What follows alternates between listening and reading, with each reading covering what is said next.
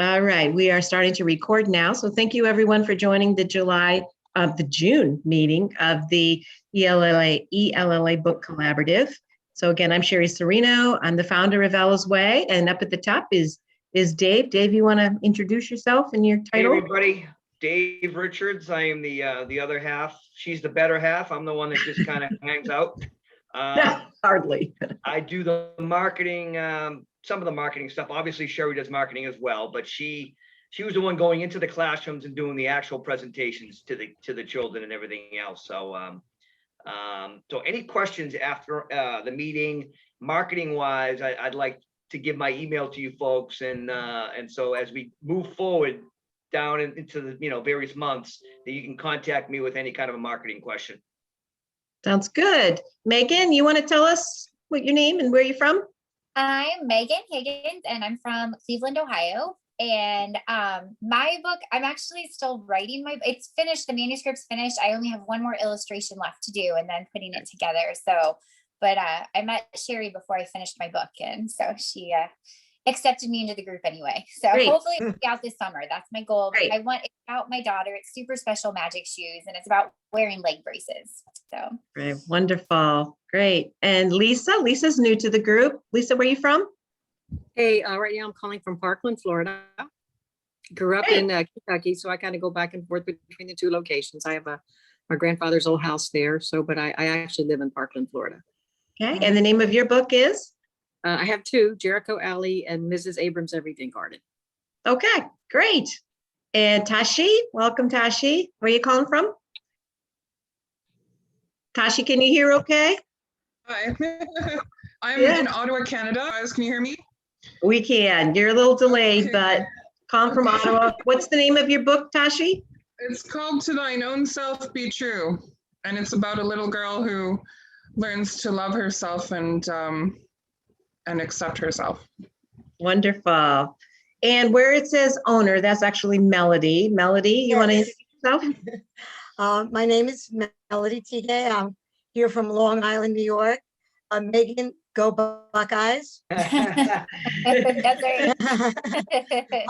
I went there for my first year. I didn't finish there. I finished elsewhere, but once a Buckeye, always a Buckeye, right? Right. Anyhow, my book is Hannah's Two Homes, Life in a Blended Family, a 5-year-old's perspective. And I'm fairly new to the group because this is only my second Zoom, but I'm really excited about all the things Sherry has done in between the first Zoom and the second Zoom. I can't believe how much she gets done. It's been a little crazy. All right, Jamie's new to our group. Jamie, where are you Zooming from? Hi, I'm Jamie Schmatlock. I'm in San Diego, California. And my book is Little Miss Raya's Big Adventures, all about me. It's the first in a series, and it has to do with my daughter being adopted, transracially adoption. So, and it's just introducing her family and everything like that. So Wonderful, thanks. Awesome. Travis is calling from the farthest away. Go ahead, Travis, where are you from? Hey, I'm from Wilmington, North Carolina, and I'm actually a Boilermaker, so I can't say anything about the Buckeyes, but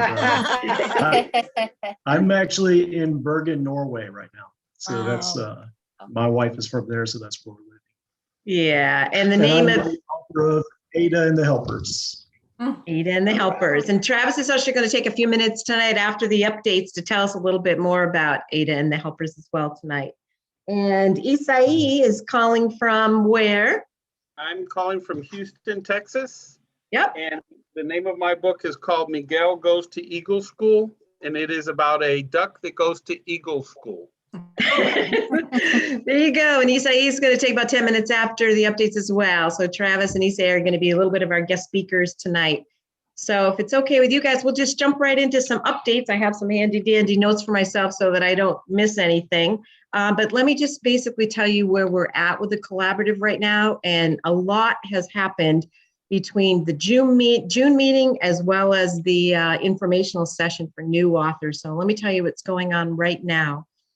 We have 27 approved authors for the collaborative, as well as 5 pending authors right now.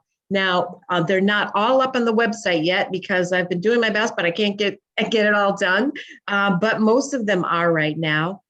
Of the 5 pending authors, I don't know how many will be approved, But that, if they all are, that'll take us to 32. And my goal was to get originally 25 authors. So we've reached that goal. Now it's 35 authors. So we're pretty darn close to that. After I get the 35 authors, we're going to shut down any additional applications and then just focus on what the real mission of this collaborative is. But I wanted enough authors to give us enough meat to work with for marketing and things like that. So we'll revisit more authors later, but for right now, we're going to stop at 35. So I'm going to just share real quick. I'm sure most of you have had a chance to actually get to Ella's Way at one spot or not, but we have redone the website. So it's looking pretty good right now. You go to the ELL Book Collaborative. It has all of the books from the authors that have been approved so far and a little bit about each one of the books. So we'll pick Miguel Goes to Eagle School. And if you click on more, it takes you to the authors page. And then, so this is Miguel's page for Miguel Goes to Eagle School. So this is Isai's book. And if you click on the buy now, it will take you to where the book is being sold. Okay, is also, might be your author's website, it might be Amazon. So wherever that is. Okay. Okay. So also I wanted to tell you that there is a Meet the Authors page as well. If you haven't seen that, I have the pictures of all the authors up on that page. I'm still working on that page for some of our newest authors. And Melody, I did get your update. I'll change that picture out for you as well. So we really still are working on getting all the others on the author pages up and running. I want to let you know that the authors page itself is a work in progress. So if you have an award that you've won or you did an event and you have some great pictures and you want to spotlight those on your authors page, just send them to me and I'll update the page for you and send you a link so that you can do a formal approval on that. So send me anything that you have. Also on the authors page, there will be a slight change coming. And Dave and I bounced this around a little bit. I think what we might look at doing is put the authors in alphabetical order so that if someone's looking for you and that they can find you a little more easily. And it won't be that difficult anyway, because there will only for the time being be 35 authors on the page. But I think that's probably something I'll be doing once things settle down a little bit. But yeah, can I jump in there for a second? Yeah, I just want to explain rationale for that was that initially it was just as people joined, they went on the page. But as I put myself in the perspective of somebody that's viewing it, usually people will see a list of people and say, if it's alphabetized, they'd be like, well, that's how they listed them, is by alphabet. If not, they might make an assumption that the people at the beginning are more important than the people down below. And obviously no one's more important in this collaborative. So the best way and the fairest way would be to do it by alphabet. And alphabetical order. Who, may have Y or Z at the end, just like in school, they're always last, right? But they're going to be spotlighted in everything else. So it's not like, but we had to list them somehow, and that was the rationale. Yeah. I did want to ask you guys what I was thinking of. It might also be interesting to put the state or the country that you're joining us from, because as we have more donors and grant people, I have to give them the website. And if they saw that this was kind of a worldwide project, that it just gives us even that much more clout. Would anybody have any objection to just putting the state, and won't put cities or anything, or the state or the country that you're from? Is that okay? Fine. Okay, good. Yeah, I thought that would be kind of fun. Travis, is it okay to put Norway? That's okay. I just think from a media perspective. For now, I'd like to change that soon, but for now, that's fine. Well, we're all jealous that you're in Norway, so. We chose that we're on a worldwide mission. I've been able to embed the kindness sticker on the level 2 and the level 3 members. For the most part, I still have a few more to do, but I've got probably about 80% of them done. So thank you for your patience on getting that part done. And I know that we're behind in the written reviews, but I wanted to get everybody, authors on the site, get your authors pages started, get your kindness stickers embedded. start the social media, and then we'll go back and start doing the written reviews, and that's for level 2 and level 3 authors. So I promise we'll get to that. I am just a little bit behind. Also for the level 3 authors, the ones that joined us in the first round, I've already gone back and purchased the initial inventory from all of those authors. If you are a new level 3 author, we are committing to buying your books. It is either 2 hardcovers or 3 hardcovers at the first go around, three soft covers or 2 hardcovers at the first go around. So again, as I get this new group of authors all up and running on the website, I'll go back and start purchasing books from the level 3 members. So you will see that coming as well. So that is in the works. And then after that, we'll be using, again, donations and grants and things like that to do another pass around and purchase additional inventory from you guys. Taking those books that we're putting together, we're going to be creating 5 book packages. No, packages that include 5 books from the level 3 authors, okay? And depending on how many we have, I can't tell you the exact number of packages that will be right now, but we'll be putting those packages together with 5 books, and that will vary from package to package. Dave, you want to talk about where those packages then will be going? Okay, so, well, initially, they're going to be going to schools and or say hospitals, whatever the case may be, but I'm going to be reaching out to the various schools to ask them, because obviously there's more people in the collaborative than just 5.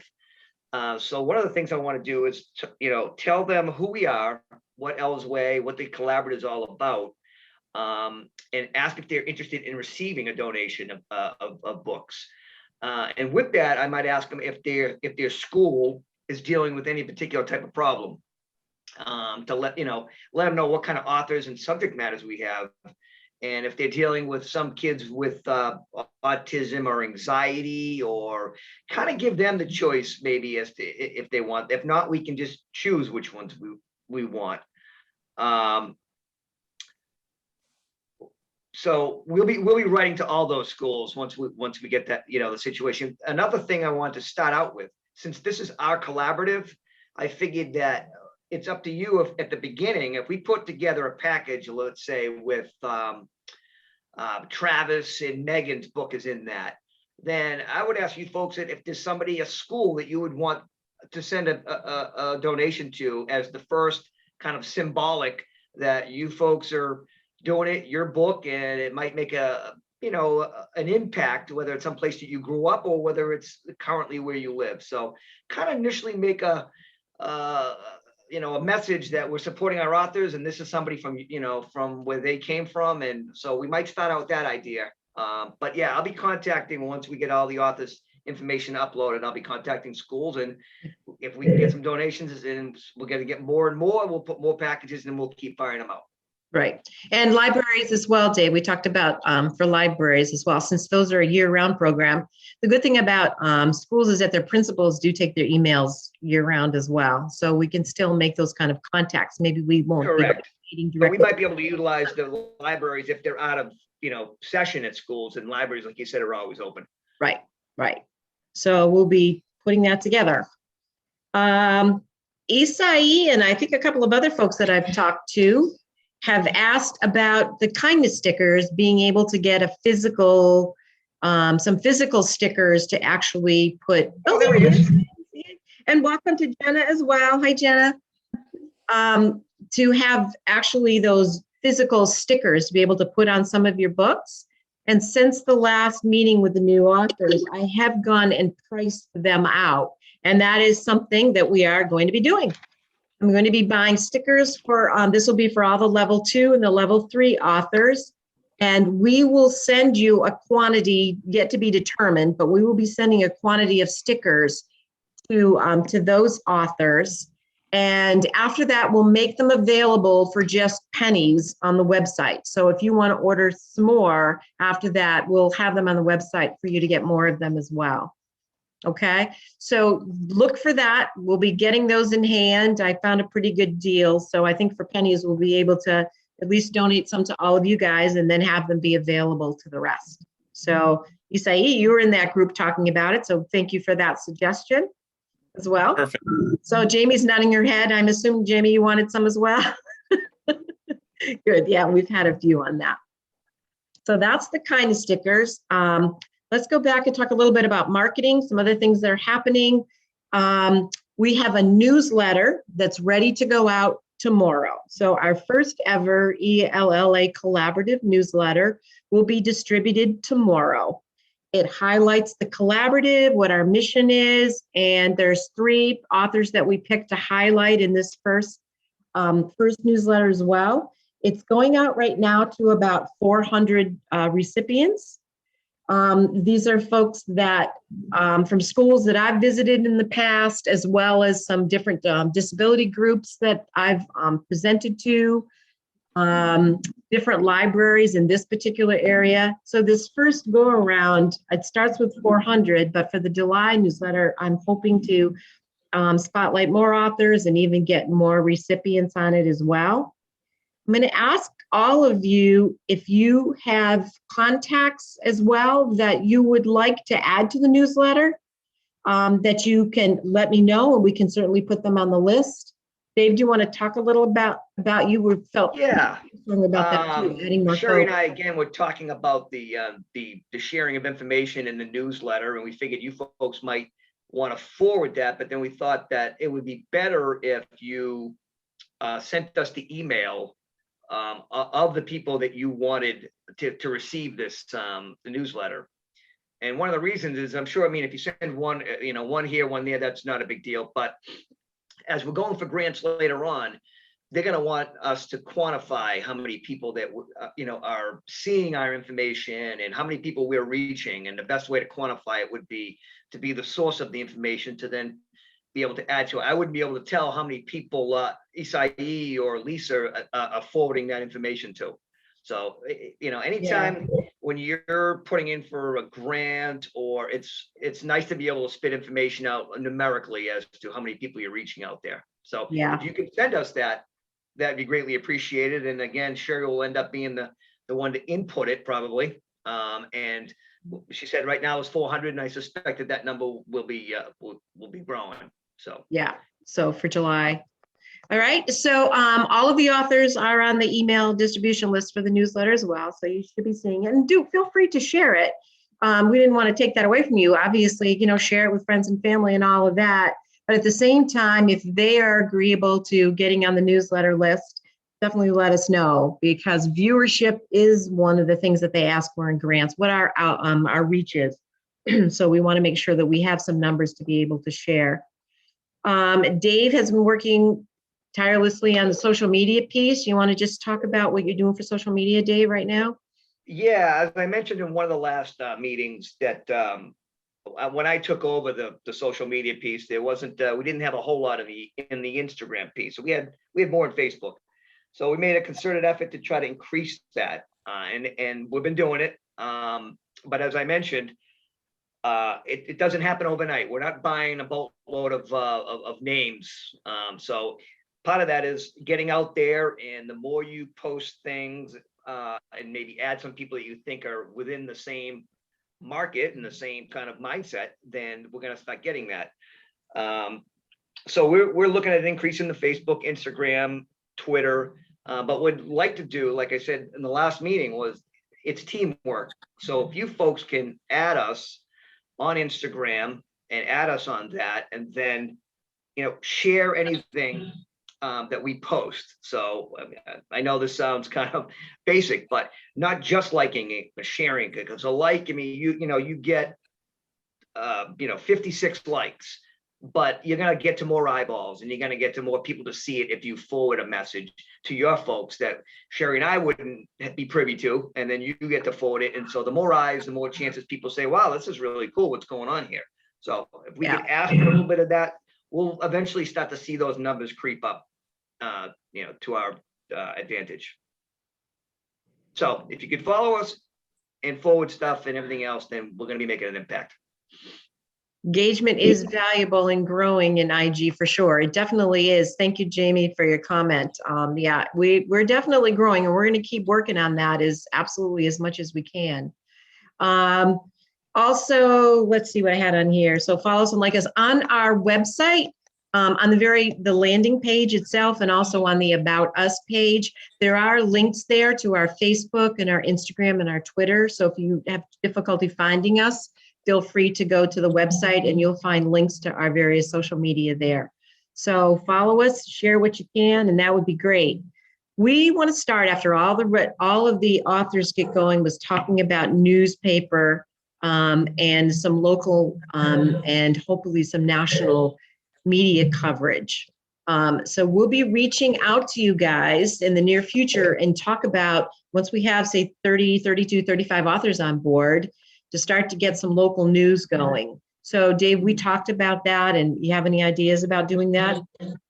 Well, geez, seems like I'm always the one cracking the whip with these people here, but no. So we've got some articles, and I've seen some various articles of some of your folks, and we've had articles with when we had book signings and opening up. So, but with this is a new, collaborative, and this is something really fresh, new idea. And I think that the media, once we have it all set up with the authors and the information input, they're going to really love this. So if you go to some local media, people have some connections and everything else, maybe let's share it with each other.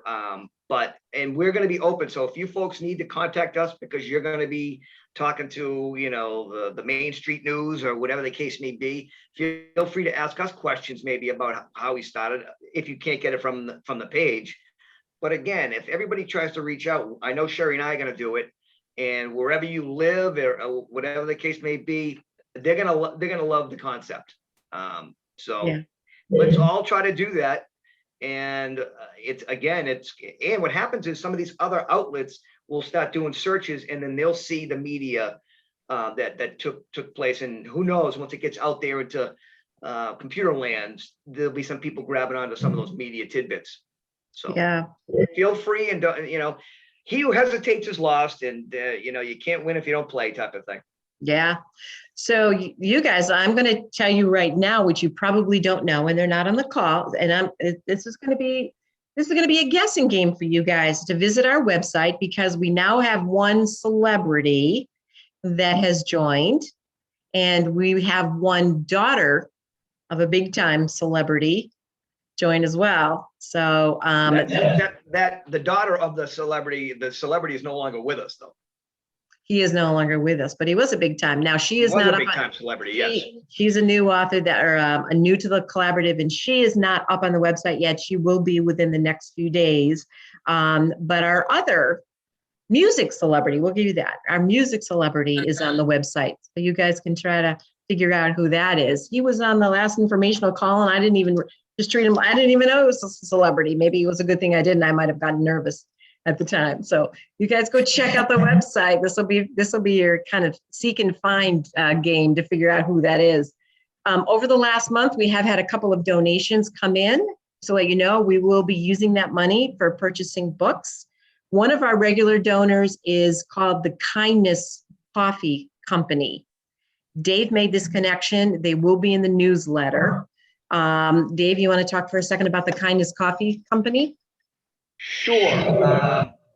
So just trying to be creative and come up with some different ideas as to how to get some donations from people. I mean, we put in for grants, but as you put in for grants, the waiting period can be a while. So, we're trying different angles to do different things. So I had done some research and found out this company called Kindness Coffee. It just said, hey, we're all about kindness. It's a great name, Kindness Coffee. I noticed that she gave back to her community into charities. So I wrote her a note and said, would you, consider giving us, a nod or a look when it comes to donations?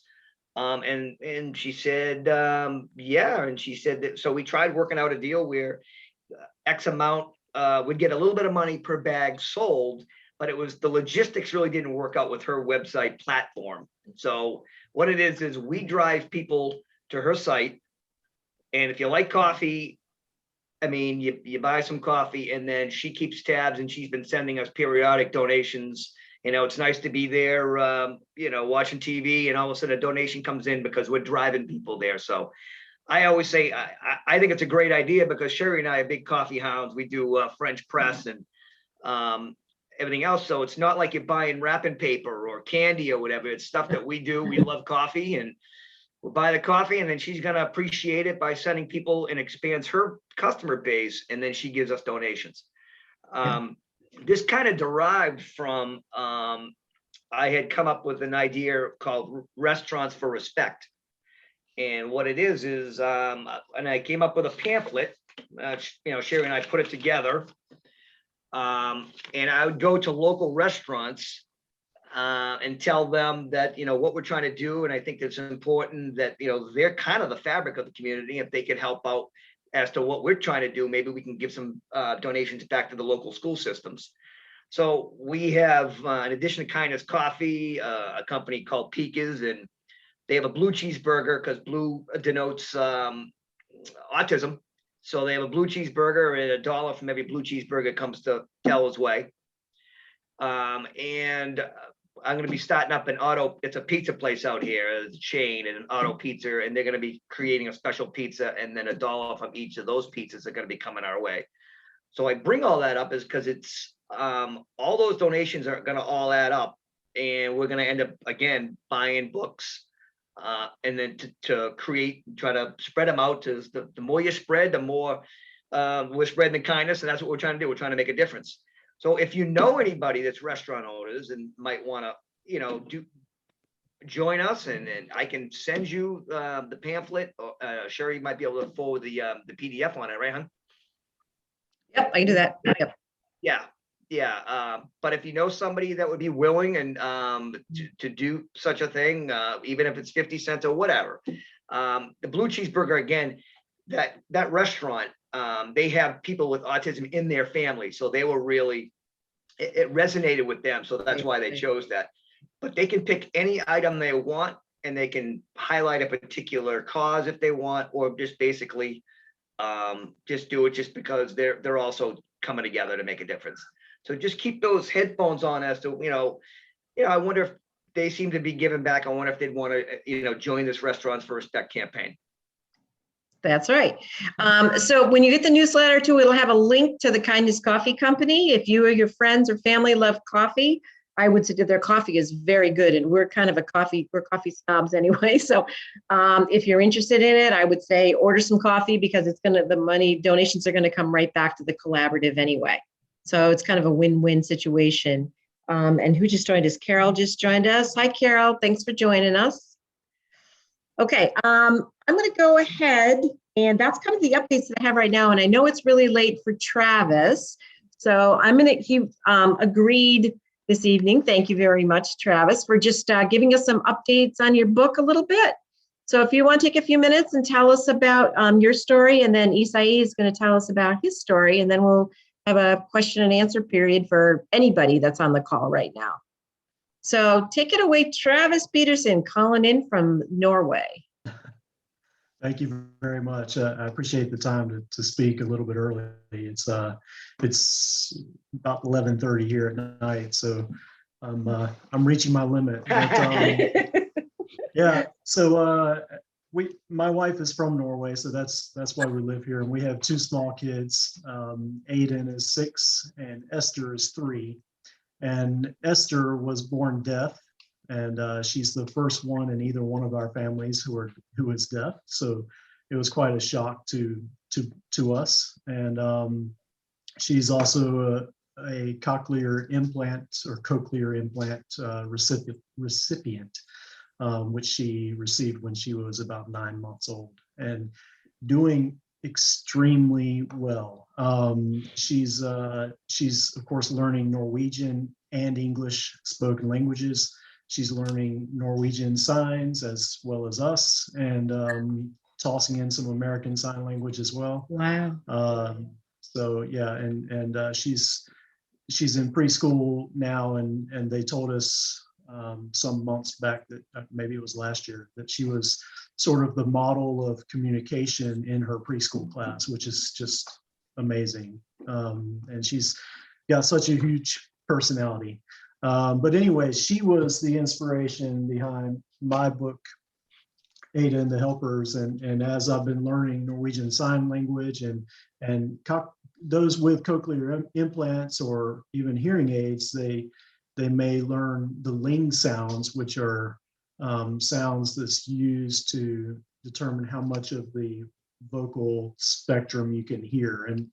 And I just felt like there wasn't a whole lot out there to sort of introduce Ling sounds or cochlear implants, or, you know, there's just not a whole lot out there for deaf children or Right.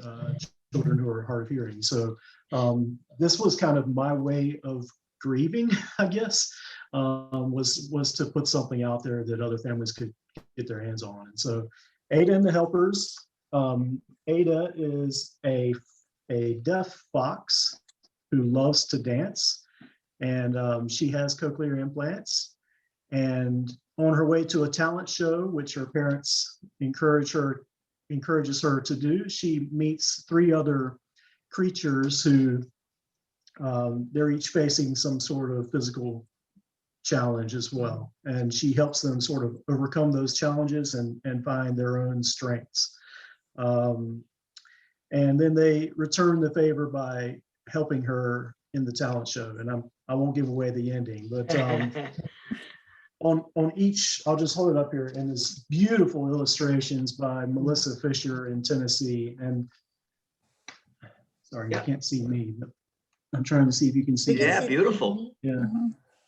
So on each spread is a word spelled out in American Sign Language. So here you see Finch, which is one of the characters in the book. And then you'll see next to the Finch, there's one of, oh, sorry, my hand's on the wrong side. E is one of the Ling sounds, E. So anyways, I introduced those Ling sounds as well as the whole ASL alphabet with those words on each spread. And then the thing that I'm a book designer as well, so I really wanted to make this the highest quality book I could as a designer, and so I really love dust jackets. I don't know how many of you have dust jackets on your books, because I know a lot of people just toss them away, and that's okay. But I think they sort of add a professionalism to a book, even if they're not kept. But I thought, how can I make a dust jacket more useful so that people don't throw away that money that I'm putting into the book, So I took the dust jacket and I made it into an ASL poster Wow. on the other Oh, side wow. that they That is hang up in their classroom or, in their bedroom. That's a whatever. great idea.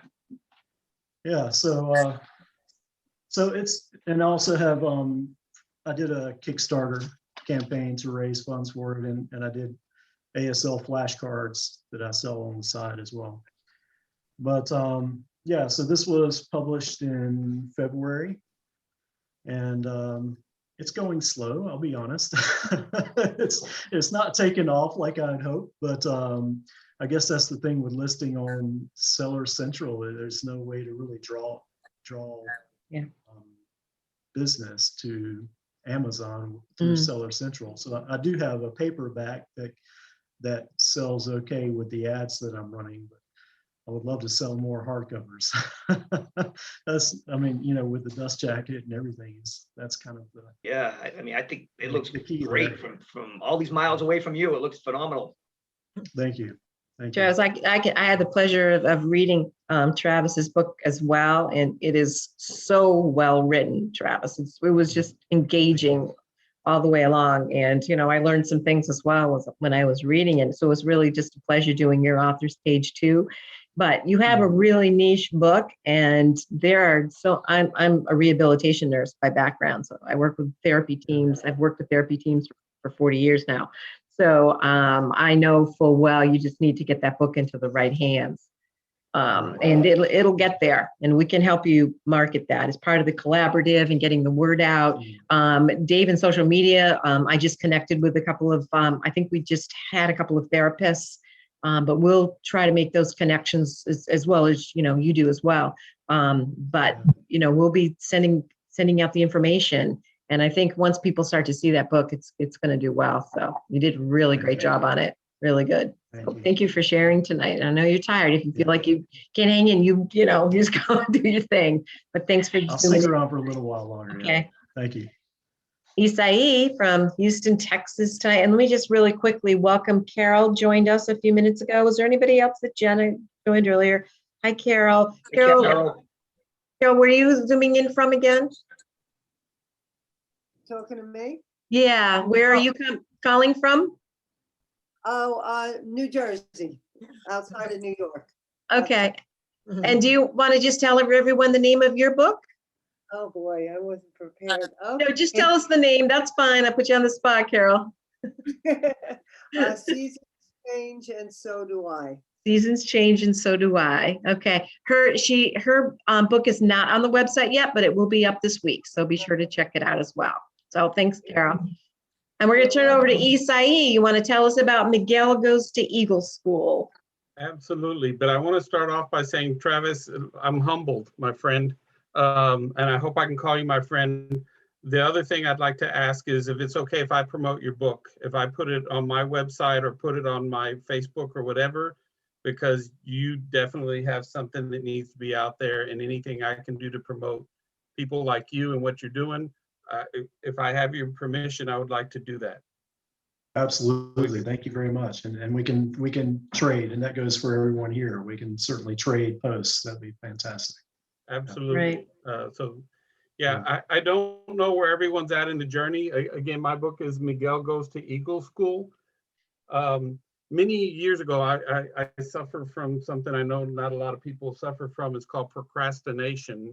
And so many years ago, I was listening to this interview with a gentleman, and they was talking about a coffee shop or something that they had, and they were complimenting him on how well his staff, was running the store, and said, well, you must have an incredible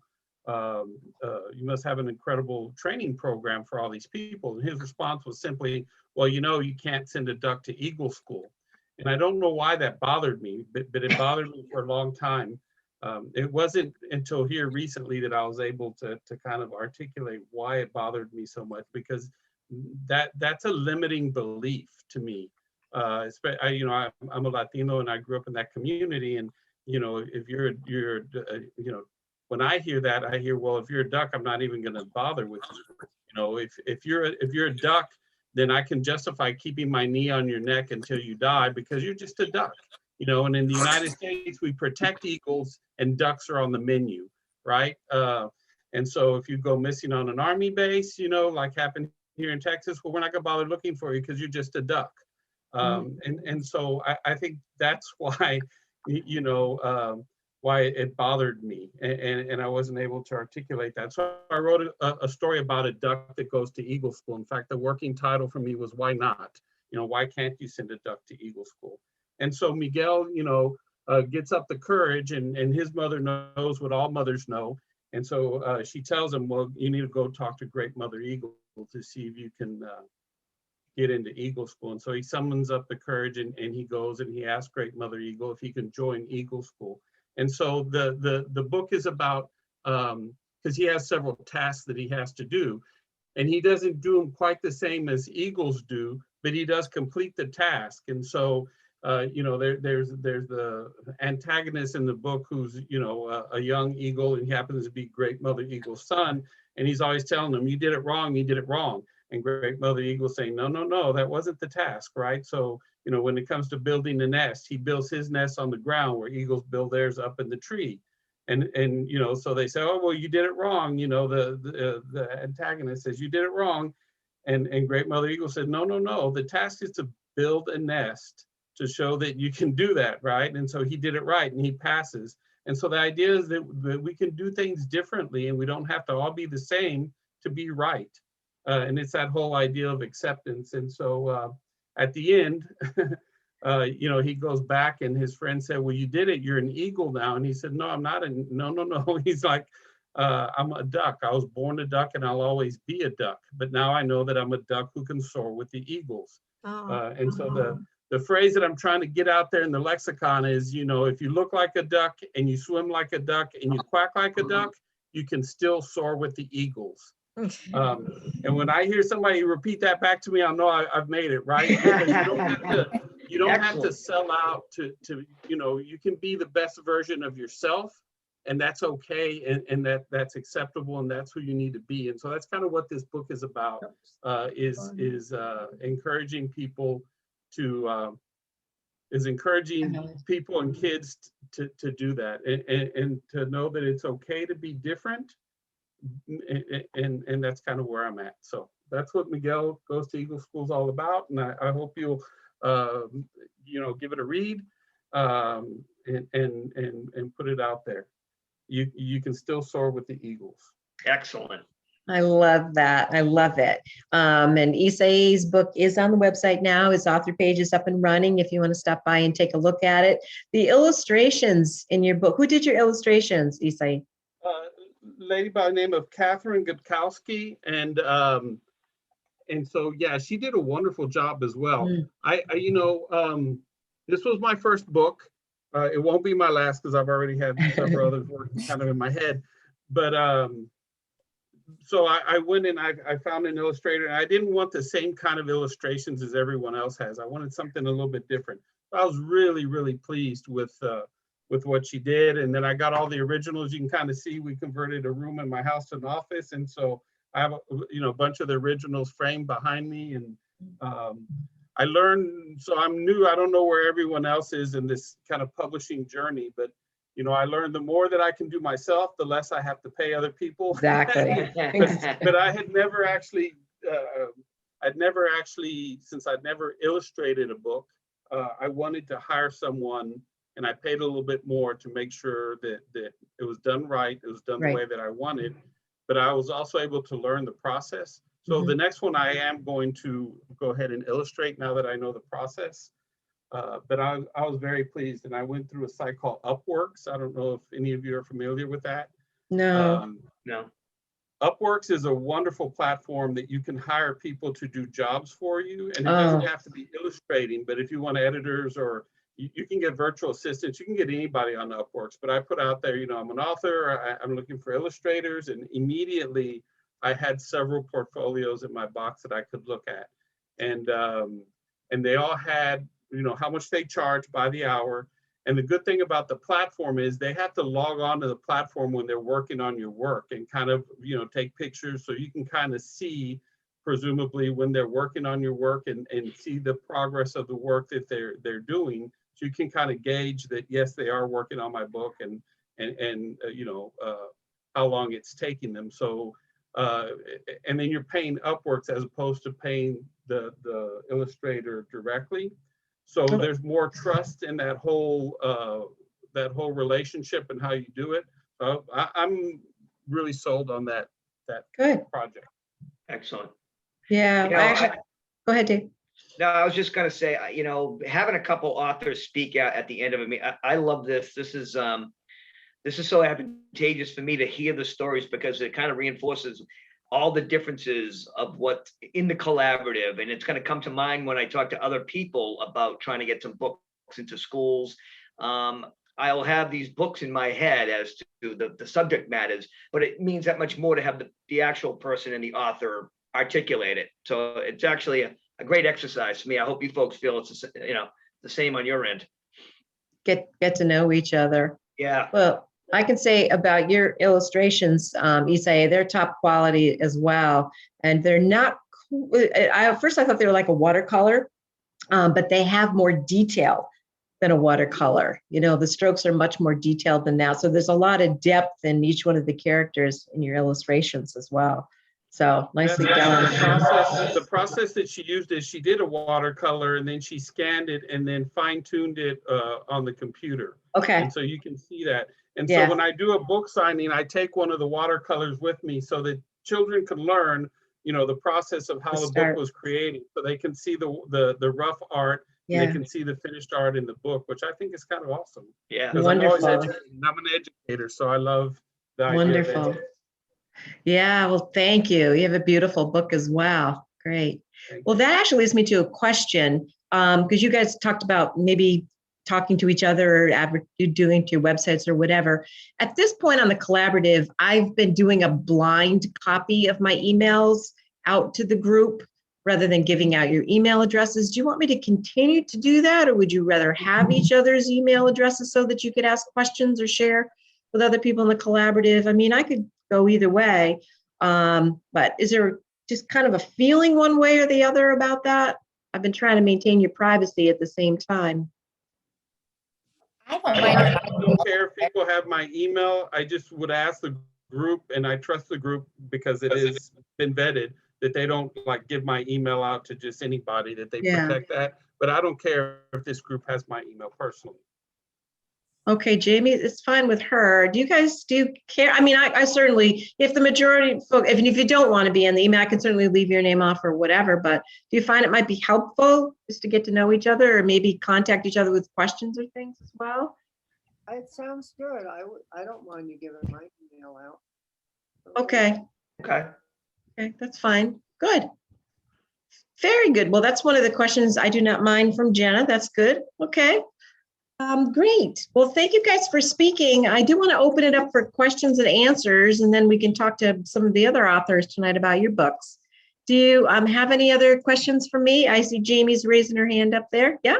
Yeah, sorry. No, I just wanted to say to Travis and Isai, your books are going to be well received in schools. I've been a teacher for 25 years and actually started my career as a deaf education teacher. So I do know sign language. That's when cochlear implants were just coming around though. So I don't know too much about cochlear implants, but I love the book and I wish I had it when I was teaching. So, and I also have some contacts that I can put that book in their hands and they would love it. And then Isai, same thing. I work in a very high second language school where their dreams are not very well expressed. And so I think everybody's book in this collaborative is going to make a difference with any kid that gets it. So I'm excited to see what there is and what we can do with this. So thank you. Awesome, Jamie.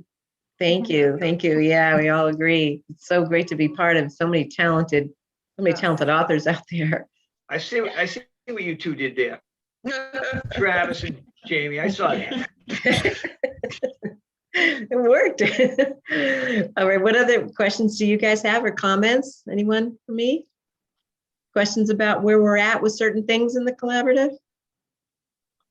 Does 35 sound like a good number to stop at? Yes. And really put some emphasis now into the marketing and promotions piece of it? Okay. I do have one question, I guess for Dave. So it's incredible what you're doing with the partnerships. Have you considered maybe having authors go out to some of these places and do book signings, like with the Kind coffee shop? If they would consider having an author, one of the local authors who's part of this collaborative, sign their books in the coffee shop to try and draw in business for the business and help promote themselves as well? Well, I didn't specifically think of that because I didn't know logistically how you folks, like we've done that. And I don't know, you've probably done that on your own, maybe gone to a place. But I thank you for bringing a question up because it just kind of reminded me. So when Sherry gets the website completely up and all the authors are up there, we were talking about whether or not how many folks, how many of everybody that's there. So I'm speaking to the folks now that are on this call. Would be willing to do an author's reading remotely. So if I go to schools and on the website, it talks about, these authors are willing to do an author's reading. That way there we can reach, like Travis can reach somebody in Idaho or Megan or Lisa, or any of you can do that. So that was one of the concepts that we talked about. Locally, I mean, you'd have to have a physical presence if you're going to be doing it at a physical shop. So we didn't really talk about that, but I think the benefit of this collaborative would be having those subject matters and having all sorts of things, blended families, adoption, all that stuff. So they can fine tune it. It's almost like picking a la carte who they want to read to their classroom. So that was something we talked about, and which would expose the group and obviously get our name out there. And the main thing is to make an impact with those kids. I think Yeah. that's great. So what we did locally, we picked up a restaurant out here called Pika's and restaurant, and they agreed to join, and they said they would put $1 for every Blue Burger sold. So we did a kickoff for them, and I actually went out and did a book signing at that particular restaurant. You know, Right. if you have a restaurant near you that you think might be interested in joining, you know, Dave could make that connection, and then perhaps you could be the person to go to Yeah. that restaurant and do the kickoff, you know, the kickoff there as well. So Absolutely. we I just don't- need to know the restaurants in your area that you think might be interested in something like that. So, and you could just get that information back to me, or I can get to Dave, and he could make that connection and tell them basically how it all works. And then set you up as kind of the kickoff person for there, and you could sell books, you know, do a reading and sell books on site as kind of a representative, you know, of the collaborative. So we could certainly help pull together something like that. Absolutely. And on the website, on the About Us tab, which is one of the first tabs on the website, it does list that we're available for virtual readings. When I set it up, it was just me because I had people contacting me wanting to know about doing virtual readings, but I would like to see some other authors there as well. Right. And put your, like Dave mentioned, put your name on there, and then kind of what your book is about, your specialty, basically. You know, maybe it would be, you know, about deaf or autism, or, you know, blended families or adoption or whatever. And that school then could say, you know, we have a lot of children with autism. This would be a great virtual author to have. So they kind of pick and choose. And then we can talk about what people charge for rates and things like that. One thing I'd say is I know that there are some authors that are doing free readings at schools. I'm just going to tell you from my standpoint, that I don't think anybody should ever give away your talent like that. So just be thinking, if you as an author have a beautiful book that you have put time and money into, that schools will pay for you to come, you know, and depending on the school, some will pay more and some will pay others. And PTOs, that's where they spend their money on enrichment programs. So don't always give away for free. You might have had to do that at the very beginning, but you're talented authors, and there's no reason why a PTO couldn't pay for you to do even a virtual visit. I just did one last week, and they paid me before I got online. Mhm. So just be thinking about that. Yeah, Jamie. Yeah, so would the newsletter be something that we would send out if we did do like a book signing or a book reading? And because we have our sticker for Ella's Way, but then we can also give information about Ella's Way, like, so they would be able to look at it later. What you were looking for, I missed the very first part of what you Like a said. newsletter or a flyer that would go out with the book. Okay, is that the newsletter or is it something separate? Well, I have a newsletter, but I also have a PDF of the flyer if you guys would be Okay. interested as well. But yeah, we would do that on our end, but you guys just continue to do all you do for marketing your own books, you know, go out there and do your virtual readings, whatever. We're just saying, in addition to that, we could put you on the website, and you might be able to reach a school that, you know, you haven't thought of before. You know, the more No, I people that we wanna- drive to the website. Yeah, promote everybody though. I mean, if we hand out a flyer and it brings people to the site, then Yeah. that will get more people. So Yeah. definitely. I Okay. why don't I also send out a PDF, or I'll put the PDF of what Ella's Way is about on our website. Yeah. Like that. And then you could print it out as ever you needed it. Our Yeah, 'cause flyer. I constantly have the Ella's Way pamphlet along with the Restaurants for Respect, because I never know if I'm gonna run into, you know, on my day off, I might go for lunch and I'll bring it, and I strike up a conversation. Next thing you know, I'm giving it to them, and that's how it happened with the auto pizza. So if you have that Ella's Way flyer, so to speak, it does help kind of as a conversation starter. You have to twist Dave's arm on his day off to go to a pub and get pizza, you know. Yeah. Yes. Are there any other questions for us, you guys? No? All right. I was just going to open it up. If anybody has to leave, that's fine. But we'd also, if there's anybody that wants to just tell us a little bit about your author's journey, we've got some extra time built in for tonight. Let me just see the time. We can go for a few more minutes. If you guys, who else would like to talk about their journey? Who's brave tonight? I just want to say the clock just struck midnight That's here, fine. so I'm gonna bow out. You're really good, Travis. Thank Nice to you meet so you all. much. Nice to Travis, see you nice again meeting you. I'm soon. sure we'll be seeing each other and excellent job on the book.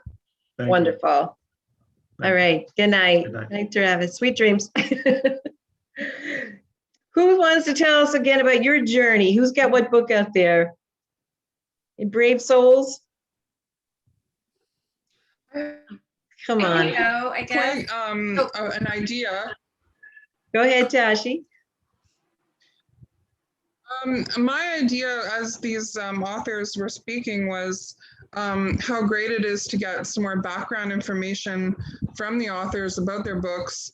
What if you did some kind of YouTube video where you incorporated different authors from Ella's Way together into a video explaining more in depth what their story is about and about kindness and acceptance or something to that effect. Yeah, that sounds great. Yeah, I may have to have a little assistance on the techie part of that, but yeah, I think that would be great just to have each one talk, and we could even, do a few different ones if we Yeah, wanted that's to. great idea. Exactly, yeah, you may not be able to do it all in one, but Great. All right, that's a great idea. Let me just breaking it down. Very good. Thank you. Great idea. Yeah. Tasha, you want to tell anybody about your book? Okay, I wrote a story to my inner child, a story that I would love to have heard when I was young, of a girl who's being tormented by others and questioning herself and whether she's good enough. And she comes to the conclusion that she has talents and she's worthwhile and she should care and love herself and others. And to herself, she'll be true. So she finds the expression "to thine own self be true," and she believes that she should put that into practice. Yeah. Tashi is also an artist. Is an artist, and Yes, yeah. So I wrote the story and I illustrated the pictures too. yeah, So and that was fun. yours is kind of a watercolor, but could you kind of describe the type of illustration you did? Pictures of it are on the Yeah, website, you guys. It was purely watercolor. Color? Yeah. Yeah, it's really interesting, and Tasha's website is really interesting. You guys, I think there's a link to it. Your book is available on your website, right? Yes. Okay, Yeah. yeah. Or you can get it at Barnes or Amazon too. So I think I directed it to your website first. So definitely check it out. It's definitely beautifully done. And for those of you who did rhyming stories, kudos to you. I did one and it was a true challenge. So good. How about you, Jamie? You want to tell us about your story a little bit? Sure. So I have it right here. No, mine is about my daughter Ella, and she was adopted at birth, and she is Black. And so especially during these times right now with having a transracial adoption is kind of a big thing. When I did it, like Travis said, it's kind of like therapy. The adoption for us was not an easy journey, but well worth it. But I just wanted Ella to always know how loved she is. And so this book, the first one in the series, is just talking about her and her family. So she introduces everybody. The biggest thing for me, and I'm not an illustrator, so this is, I can't draw anything, but what I really wanted were the pictures to resemble people in our family. So Ella recognizes them. Not everybody's going to know who they are, but it's special to her.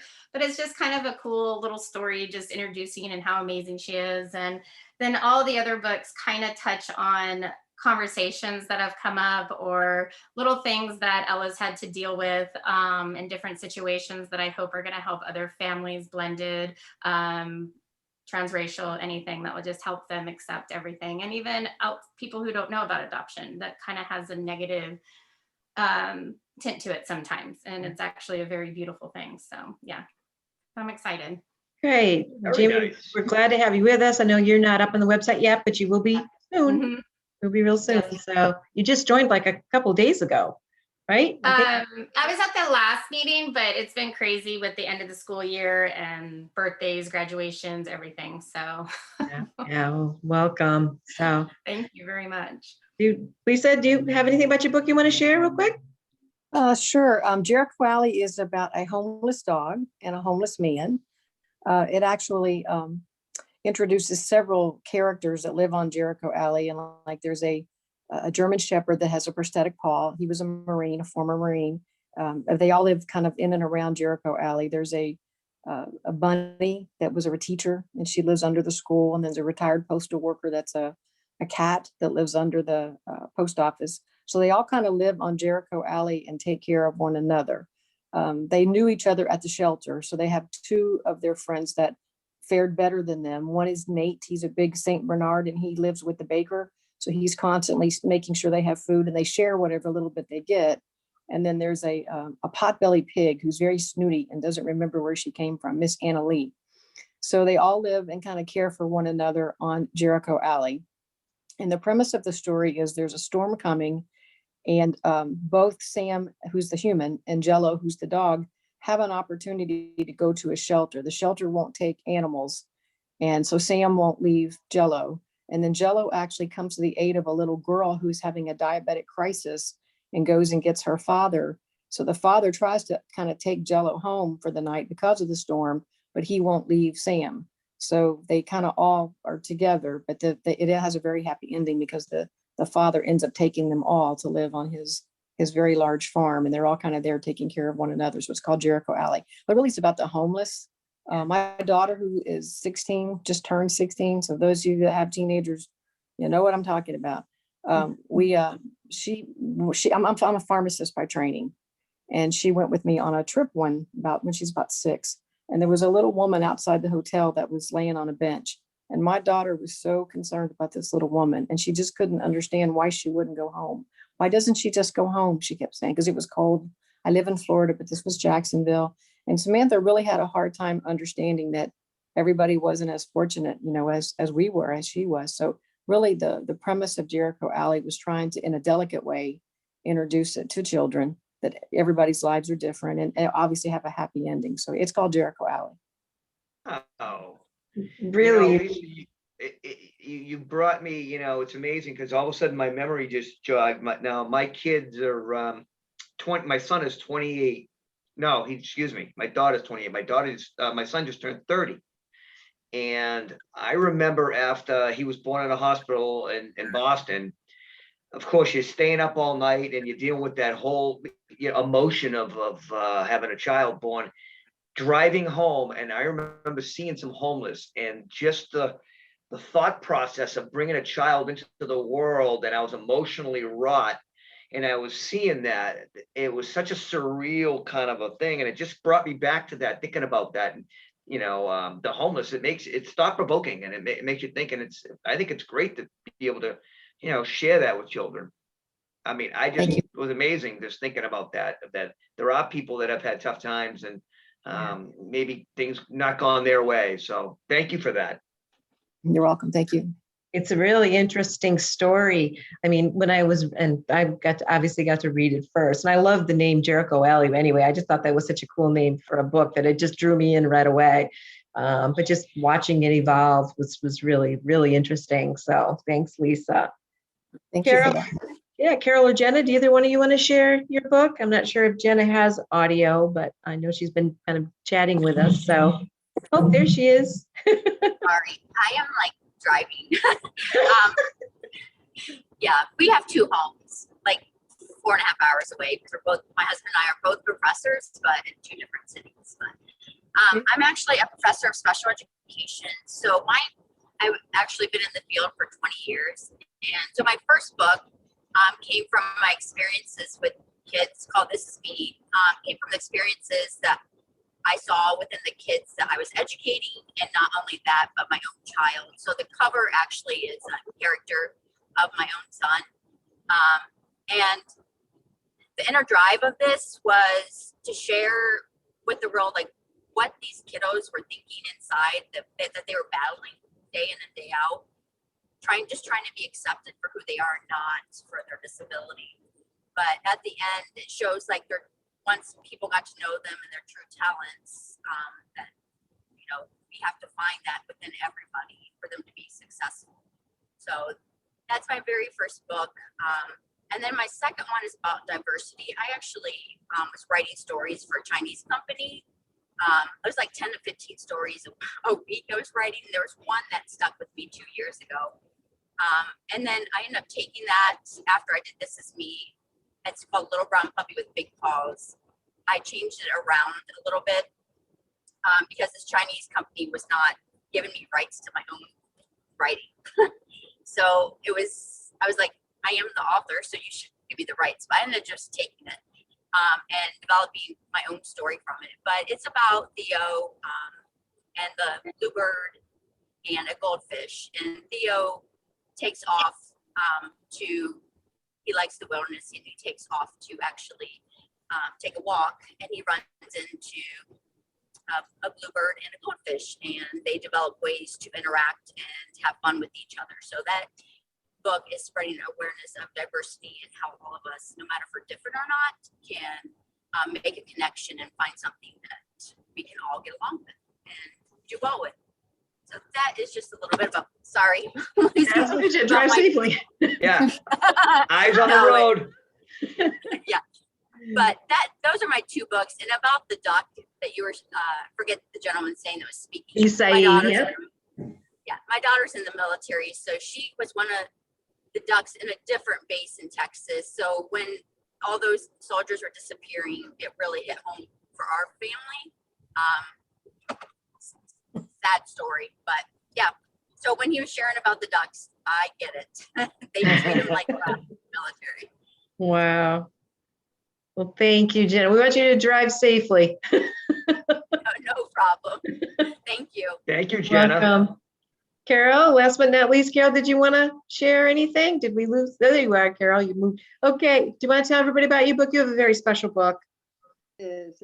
And well, basically, I didn't plan on publishing or anything. I took a children's book class after my son passed away, and it was something to do.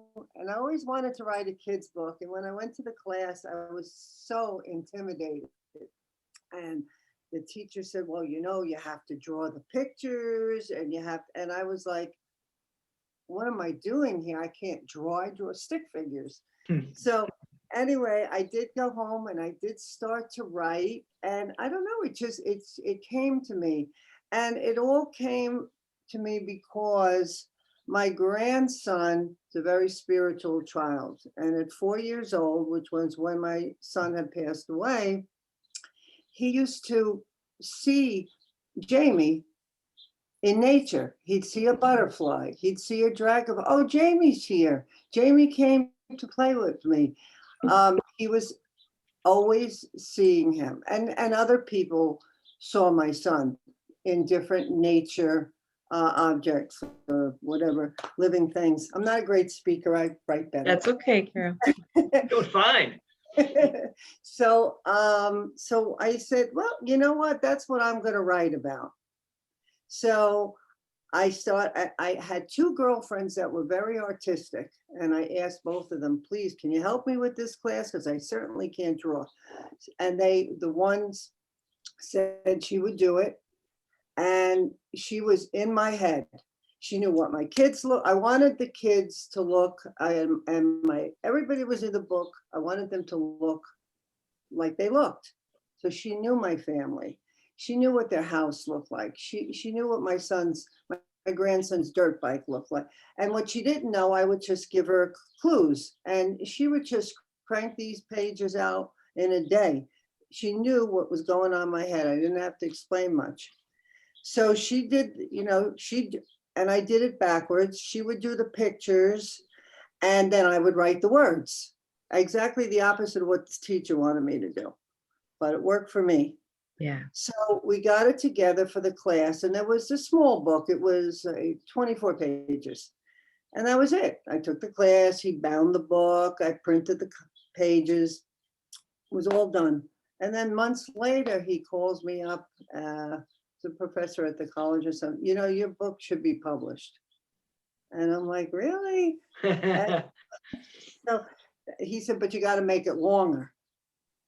It's too short. You got to make more pages. So that's what we did. I would tell Lori, well, we got to do some more pages. She would do the pictures, and I would figure out what kind of words I want to put in there. And it got done, and it just evolved to a beautiful story about my son and my grandson, who were, you know, just, there was just there's something very spiritual in our family, some kind of closeness. I mean, my grandson would put his little Matchbox cars in the ashes, and hear Jamie play with this. Like, death didn't scare him at all. He sees Jamie everywhere. Yeah. So Well, that's Carol, what was beautiful about your book, and again, I want to say, and I think I'd send it in email, that we're really sorry for the loss of your son, but you have left a beautiful legacy behind. And the fact that your grandson sees his uncle in, in nature, I just loved that he saw it in dragonflies, he saw it in cardinals, he saw it in beetles, he saw that. And, I'm a firm believer of, when I see a dragonfly, that it's a spiritual visit from someone that's passed. And so it's a beautiful, beautiful story. You did a great job on it. So, so thank you for sharing it with the world. It just talks about grieving, how to get through grieving or express grieving with a child. So really nicely done. Yeah. Maybe we didn't want to leave you out. I know you kind of at the beginning, did you want to, I know your book isn't out yet, but anything else you want to share about it real quick too? I guess just, it's based off of my daughter, and she wears leg braces, and I wanted a book out there that was a joyful, happy, like, I get to wear these, not that I have to wear them and I'm different, that kind of thing. Like, I wanted it to be she's a very happy little girl, and she loves to wear her leg braces. They feel good on her feet. They help her. Like, she knows she does better in them.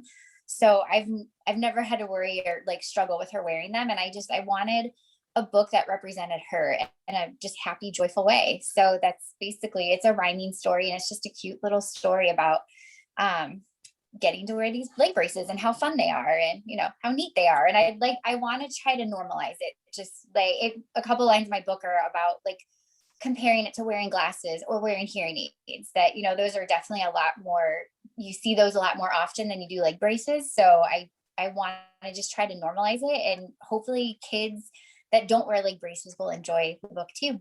So, and I would like to say, because I'm still in the process of putting this all together, any information you guys have is so helpful.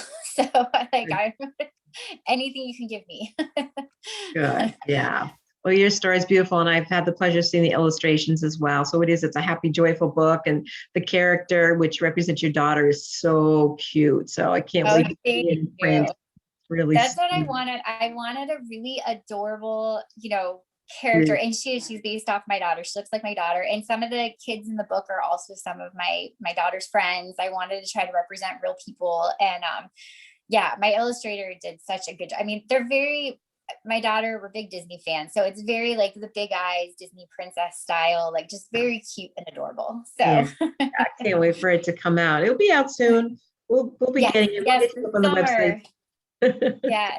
My goal is I would like it by the end of July, but I want her to have it for her. She's in the special ed preschool in our local district here in Hudson is where I live. And so she'll be 5 in November. So she still has another year of preschool. So my goal is for her to have it when she goes to her first day of, preschool in the fall. Like take it with her and give it to her teacher for her classroom and stuff. So.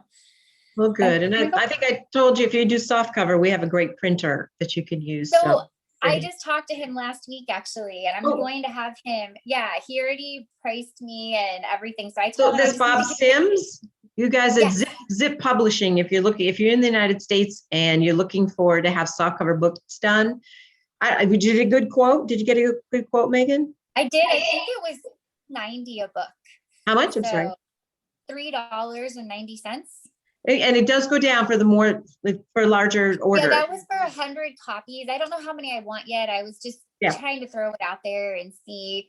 And I was also going to ask, I forget what you told me about what do you guys use for hardcover? I'm going to publish through Ingram Spark, so I'll have that. But I know, Sherry, you were saying I should get some of my own, or do you think I should just do paperback for my own personal? I don't know about you guys. I would suggest just getting paperback started first, and then really do some more research on best. It's hard to find a good printer. I use a local one here, but to be honest with you, I'm open to even looking for a hardcover printer somewhere else in the United States as well, because some of the quality that I've gotten, pages stuck together and things. So I'm even looking for, so we should It's definitely. kind of, it's like you're lucky if you have one that's consistent and that keeps going, but Bob Sims has been totally responsive with Sherry.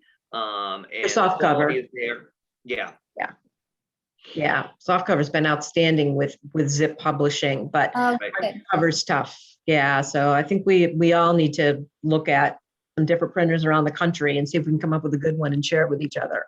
Yeah. Other than like the Ingram Spark, I print one of my books through Ingram as well, but I'm looking for the others and see, because again, you don't get the prices aren't there with Ingram Spark. You can get better prices elsewhere.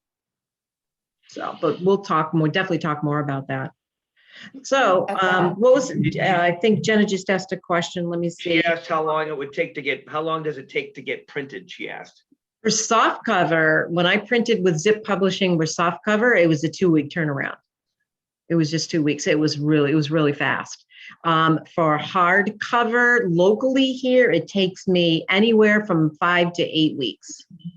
If you print in China, you're talking 3 months.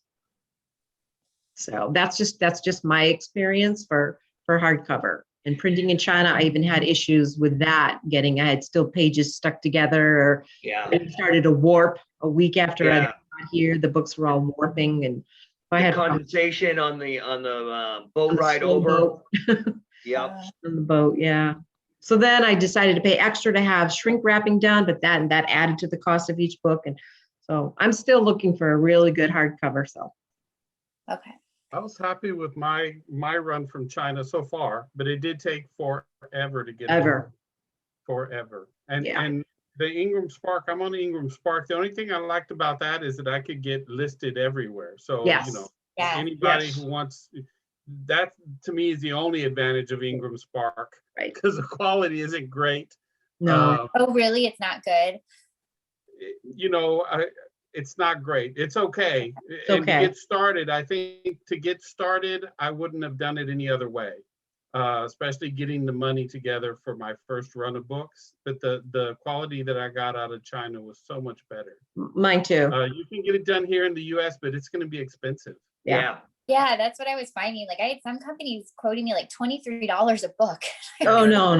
You can get cheaper than that. You can definitely get cheaper than that. Yeah. No, I mean, I found China as well.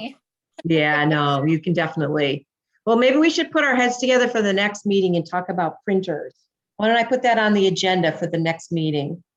So how do you get Amazon to sell your hardcover since they did not print it? So Amazon doesn't basically sell your book for you. They basically just list it for you amongst the millions of other books that they have, thinking that you'll do your own marketing and drive people to the Amazon site, and then they'll take 3/4 of your profit and give you pennies on the dollar after that. They use a company called Lightning Source, which is through Ingram Spark. Ingram Spark uses Lightning Source predominantly. That's the #1 big printer in the United States. So if something is ordered off of Amazon, they contact Ingram Spark, and then they contact Lightning Source as the printer, and then Lightning Source drop ships it to wherever the order was on behalf of Amazon. And then they take a piece out of it, Lightning Source does, and then Amazon takes a piece out of it. So you're lucky if you see $3 on a hardcover coming back from Amazon. But that's basically how that works. So you get a lot more bang for your buck if you have an actual printer to print your books for yourself. You'll, instead of making $3 a book, you may make $9, $10, $12 a book. So just something to think about. But I think we should probably put on the agenda different printing sources. I did find one out in the Midwest somewhere, but even those prices were still a little bit high for me. But so we're on a search ourselves, aren't we, Dave? Yeah, it's a quagmire because Sherry would get some books and it drove me insane that she had to keep going through all these books, and some of the mistakes that would come up on these hardcover books, which are not cheap. I told her we gotta continue searching for another hardcover, publisher, because it was all sorts of stuck together, and And then you said, what, 5 to 8 weeks? If they said, yeah, we'll have it in about, 6 weeks, it ended up being like 8 weeks. They were never on time, as far as I know. For hardcover, so yeah. Yeah. So we'll put that on the agenda because I think we all need to start talking about good printing places. Sounds good, you guys. Well, I really appreciate you taking the time tonight. With any other questions for me or for Dave while we're here? Okay, this was recorded tonight. I'm actually going to put it on the website, but I am going to put a passcode to these. So I'll get that. I haven't figured out what that's going to be yet. I'll figure that out and get that out to everybody so that you can, if you want to go back or anybody that couldn't attend the meeting, that they'll have access to it as well and getting to hear about your beautiful stories. So. Let me just hold up one quick thing, Sherry. I did say that I'd give you my email, so I'm gonna give you my email, and but it's pretty simple. It's drichards@ellisway.com. So DRICHARDS@ellisway.com. So if you have any questions about marketing or whatever the case may be, Sherry's usually doing some other things. I mean, obviously you can send it to Sherry and she'll just give it to me. But if you want to just contact me about a question about something, feel free. Great. So thank you, Sherry, for Yeah. spearheading us again. Wonderful. And I'll be circling back to all you guys with some of the things we'll be doing over the next few weeks, but things are ramping up. And before we know it, we're going to start having some media coverage. So stay tuned for more. All right. Everybody. All right. Bye, Thanks, everybody. Have a guys. great Sunday. Everybody. Bye. Thank you. Well, I'll see you soon. Bye now. Bye.